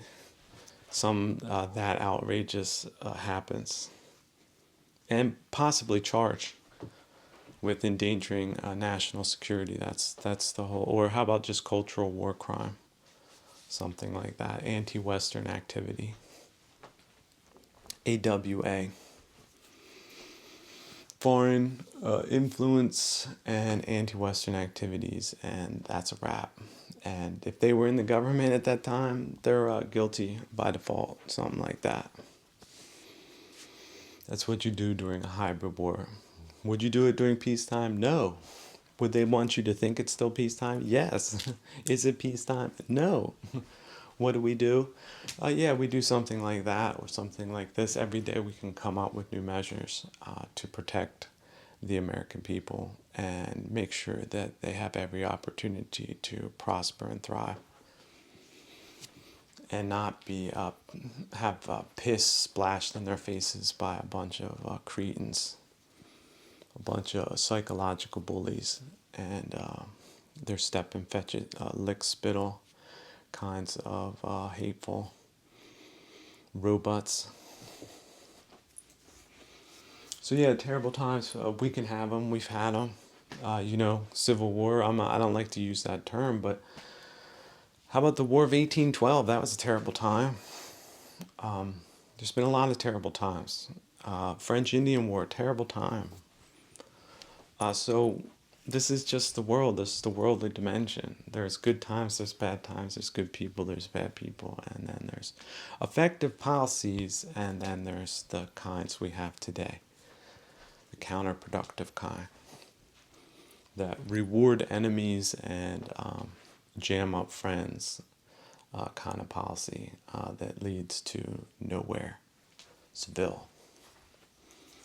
Leads to conditions like in Yemen or other failed states like Somalia or where else? Haiti? Yeah. Oh, wait, Haiti? Oh, that again? Who would want that for us? Our enemies would want us to end up like that? We couldn't do anything but just, beg them for food? Really? They would want that for us? They're that evil? They would do and pay any amount of money for that to happen? Is that right? Are we living in such a world? Oh no. Oh no. I'm shocked. I'm really shocked. Why are people shocked about this? Wake up, people. We've been played, but we don't have to keep getting played. That's the whole point. Mobilize. Hashtag mobilize.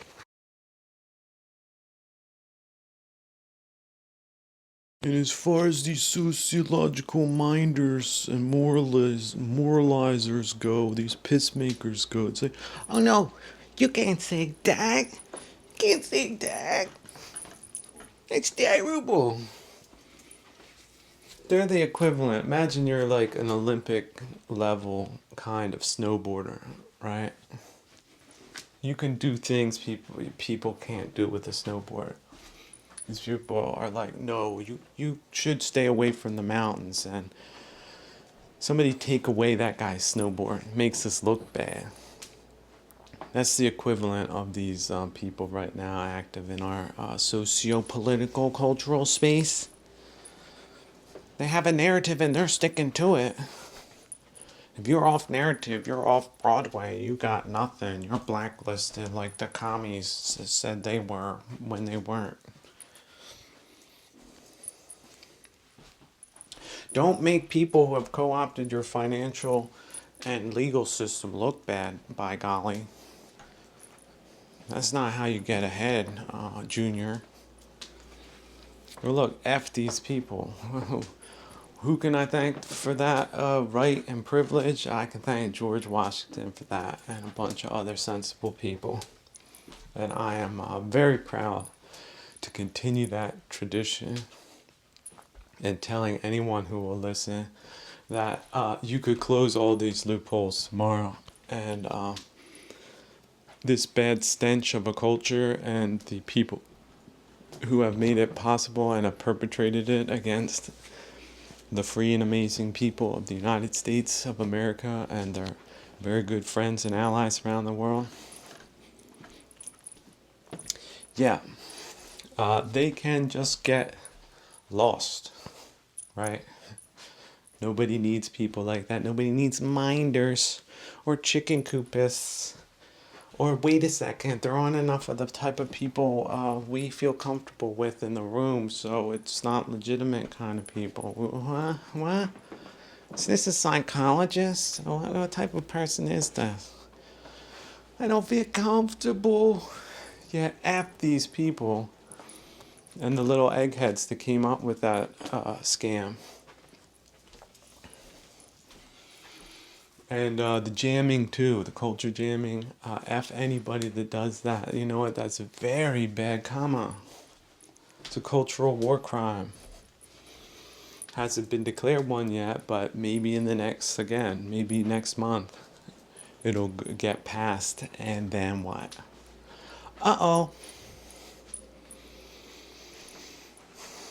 Just like in the times, guess what? Cars, when they first came out, they didn't have any seatbelts. Then they had seatbelts, but then people weren't wearing them, and then they passed the law. If you don't wear a seatbelt, you get a fine. Now, who saw that one coming? So why couldn't something like this go into effect? You are engaging in culture jamming, you get charged.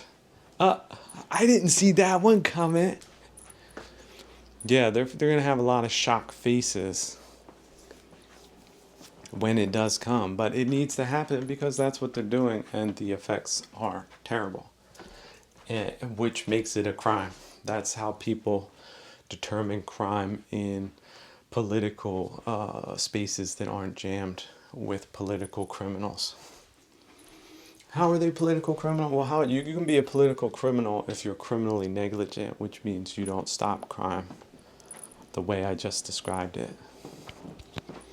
You're not doing your job. It's a dereliction of duty, which leads to negligence.